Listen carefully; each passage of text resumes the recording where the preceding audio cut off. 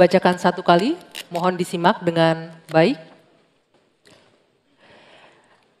Negara beradab adalah negara yang memenuhi hak kelompok rentan, termasuk penyandang disabilitas. Pasal 5 Undang-Undang Penyandang Disabilitas diantaranya mengatur tentang pemberian konsesi dan penyediaan data belum terpenuhi. Pertanyaannya, apa komitmen paslon dalam pemberian konsesi dan penyediaan data penyandang disabilitas? Silakan dijawab, waktunya 2 menit, dimulai dari Anda berbicara. Baik, masalah ini adalah sangat penting dan saya sendiri sudah sejak awal berjuang di bidang politik sebagai Ketua Umum Gerindra. Kami yang mensponsori undang-undang disabilitas. Kami termasuk yang mendorong itu lolos di DPR. Jadi kami juga berkomitmen bahwa kita harus memberi pendidikan khusus untuk mereka, membantu. Saya juga sering mengirim tim-tim olahraga untuk olimpiade disabilitas, sepak bola disabilitas dan sebagainya. Tapi intinya adalah benar bahwa kita harus lebih berpihak kepada mereka dan kita berkomitmen untuk juga nanti merekrut mereka ini di dalam pekerjaan-pekerjaan yang bisa mereka lakukan di pemerintahan dan juga di komunitas pertahanan. Ada bidang-bidang yang mereka dapat melaksanakan. Ya, sekarang kita juga bekerja sama dengan pihak-pihak luar untuk cari teknologi untuk membantu kaum disabilitas. Antara lain untuk membantu mereka yang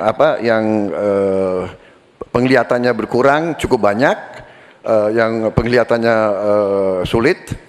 Dan ini sekarang ada teknologi baru yang bisa membantu mereka bisa hidup mandiri dan bisa bekerja hampir mendekati orang-orang normal. Jadi saya kira bahwa masalah disabilitas ini memang perlu ada suatu keberpihakan dari pemerintah. Terima kasih.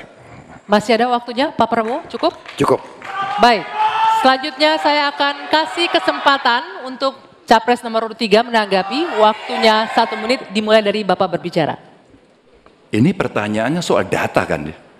Data dan komitmen kita terhadap data disabilitas. Yang pertama, negara harus hadir, tidak boleh alpa.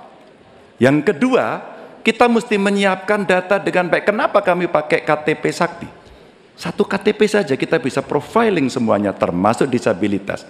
Maka kalaulah satu data Indonesia lalu kita cropping satu saja terkait dengan disabilitas, maka perlakuan kita bisa kita berikan apapun untuk mereka.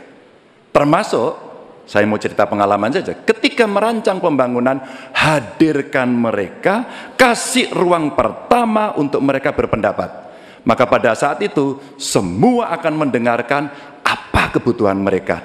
Itulah yang nantinya akan keluar menjadi kebijakan publik, apa yang mesti disampaikan kepada mereka, sehingga no one left behind ini diberikan, dan mereka akan mendapatkan apa yang dia inginkan.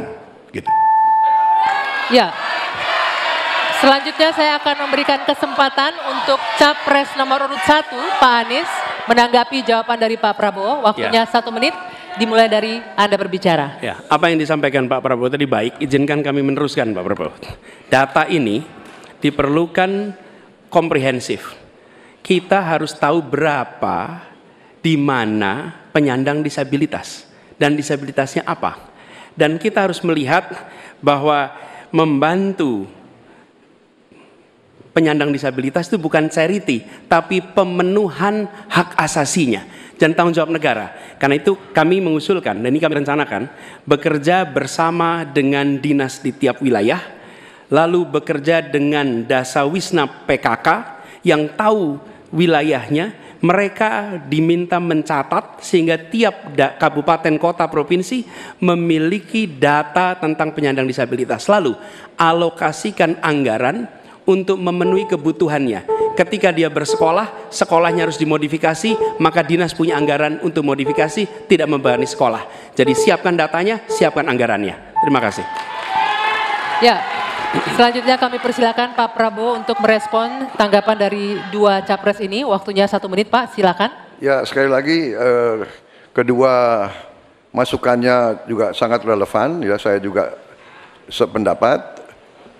Tetapi memang sekali lagi bahwa pemerintah harus lebih proaktif investasi di sekolah-sekolah khusus untuk mereka dan mencoba teknologi khusus. Sekarang sudah banyak terobosan dalam bidang teknologi untuk membantu kaum disabilitas, mereka yang penglihatan kurang, mereka yang pendengaran kurang dan sebagainya.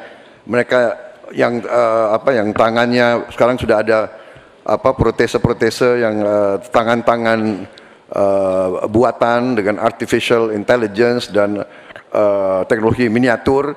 Jadi pemerintah harus lebih banyak pengeluaran di bidang membantu kaum disabilitas. Terima kasih. Cukup ya waktunya? Oke, untuk sesi selanjutnya pertanyaan akan diberikan kepada Capres nomor urut 3, Pak Ganjar Pranowo. Sebelumnya saya